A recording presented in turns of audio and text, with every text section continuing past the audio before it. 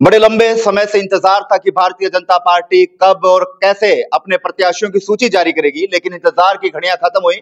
बीती रात भारतीय जनता पार्टी द्वारा अपने मेयर, नगर परिषद और नगर पालिका के लिए अपने अपने तमाम प्रत्याशियों की सूची जो है वो जारी कर दी। अगर कैथल जिले की अगर बात करूं तो कैथल जिले में कलायत नगर पालिका से मेनपाल राणा जो है उन पर जो है दाव खेला है। वहीं पर अगर सीमा में बात करूं तो सैली मुंजाल पर दाव खेला है। वहीं अगर पुंडरी में बात करूं तो ममता सैनी पर दाव खेला है। लेकिन फिलहाल कलायत नगर पालिका में मौजूद हूं और भारतीय जनता पार्टी के उम्मीदवार मेनपाल राणा जो है वो हमारे साथ है। जानेंगे कि क्या कुछ वो कहना चाहेंगे, किस तरह से टिकट मिली और कितने समय से भारतीय जनता पार्टी के साथ मिलकर जो है वो काम कर रहे हैं, और आने वाले समय में कलायत नगर पालिका की तस्वीर को लेकर इनका क्या कुछ जो वो एजेंडा रहने वाला है, किन सपनों को लेकर जो कलायत नगर पालिका को लेकर जो है वो काम करते हुए नजर आएंगे, और क्या कुछ ऐसी सुख सुविधाएं होंगी जो कलायत नगर पालिका के तमाम लोगों के लिए इनके जहन में है और धरातल पर वो लागू करते हुए कहीं ना कहीं नजर आएंगे। फिलहाल बातचीत कर लेते हैं। मेनपाल राणा जी हमारे साथ है। नमस्कार राणा जी। नमस्कार। कैसे हैं आप?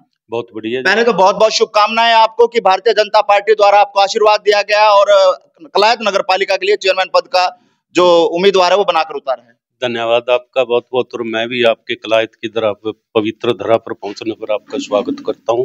मेनपाल जी, सवाल मेरा पहला ये है, किस तरह से प्रयास रहा, क्या कुछ मेन ऐसे रहे कि भारतीय जनता पार्टी द्वारा आपको टिकट दी गई, कितने समय से आप भारतीय जनता पार्टी के साथ मिलकर काम कर रहे हैं, किन किन का सहयोग जो है आपको ये टिकट दिवाने में और भारतीय जनता पार्टी का उम्मीदवार बनाने में रहा?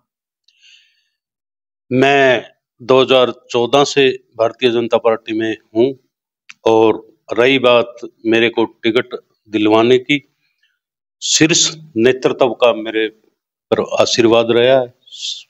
मेरा जो संगठन है, मंडल से लेकर के, एक बूथ से लेकर के, कलायत शहर से लेकर के, सभी संगठन के जितने कार्यकर्ता है सभी का मेरे से समर्थन था। सभी की उम्मीद थी, सभी को ये था वे हमारे प्रत्याशी मेनपाल जी को टिकट मिले, क्योंकि उन्होंने या तो मेरे में कोई साधारणता देखी है,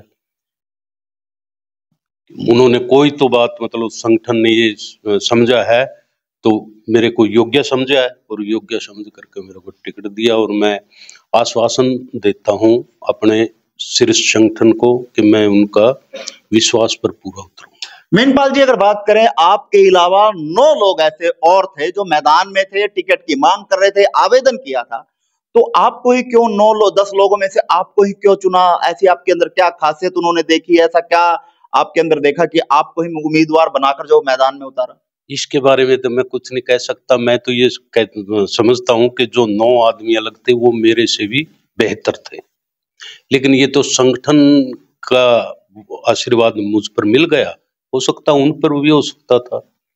तो मेनपाल जी, वैसे अक्सर देखा जाता है, अक्सर कहावत हमने सुनी है कि एक अनार 100 बीमार, और चुनावी संघर्ष में इस तरह की जब चुनावी दौर चलता है, कहीं ना कहीं टिकट की जब प्रयास किया जाता है, तो इस तरह की जो बड़ी बड़ी पार्टियां हैं उनमें अक्सर ये चीजें देखी जाती है। टिकट एक आदमी को मिलनी होती है, उम्मीदवार कई होते हैं, कई प्रयास करते हैं कि हमें टिकट मिले।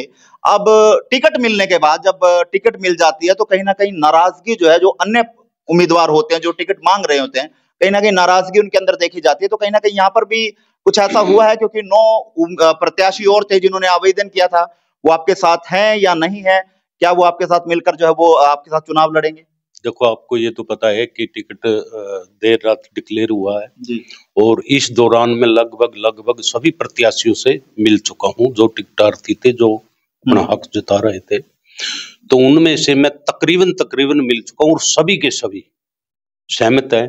कोई एक आधा यदि रूस भी जाता है तो ये हमारा जो संगठन है बहुत मजबूत संगठन है, वो मान जाएगा और उसको संगठन मना लेगा। असल में तो कोई रूसता नहीं, कोई वो नहीं करेगा, लेकिन यदि कर भी लेता है तो उसको मनाया जाएगा। तो ऐसे क्या एजेंडे आप लेकर चल रहे हैं कलायत नगर पालिका के लोगों के लिए? ऐसे क्या सपने आपने सजो रखे हैं कलायत नगर पालिका के लिए, जिसके कारण आप सोचते हैं कि मैं इन मुद्दों को लेकर जनता के बीच में जाऊंगा, और अगर जनता आशीर्वाद देती है तो कहीं ना कहीं आने वाले समय में वो तमाम चीजें मैं जो करता हुआ नजर आऊंगा? ऐसा है, भारतीय जनता पार्टी की नीतियों पर चलते हुए पहले भी मैं चेयरमैन रहा हूं 2016 से लेकर के 18 तक, 2.5-3 साल। मिसिज मेरी जो थी वो चेयरमैन थी।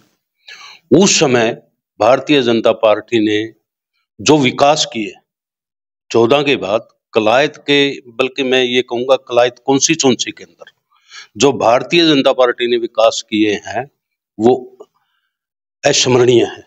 बहुत मतलब जनता पर बड़ा उनका पार्टी पर बड़ा विश्वास बढ़ा है। इससे पहले कोई कार्य नहीं था कलायत में। जितनी भी 2014 से पहले जितनी सरकारें रही हैं, किसी ने मतलब कलायत का कोई विकास नहीं किया, बल्कि कॉन्स्टिट्यूंसी कलायत कॉन्स्टिट्यूंसी सबसे हरियाणा में पिछड़ी हुई कॉन्स्टिट्यूंसी थी। और उसके बावजूद 14 के बाद जो कलायत का विकास हुआ है, आज वो सभी को पता है, सभी जनता को, कलायत हल्के की जनता को पता है। मैं आपको ये बता भी देता हूँ, यहाँ सरकारी कॉलेज, कन्या महाविद्यालय, इससे पहले वो 20 साल हो गए थे, सभी नेताओं ने उसको सरकारी करने का आश्वासन दिया, किसी ने नहीं किया, वो भारतीय जनता पार्टी ने किया।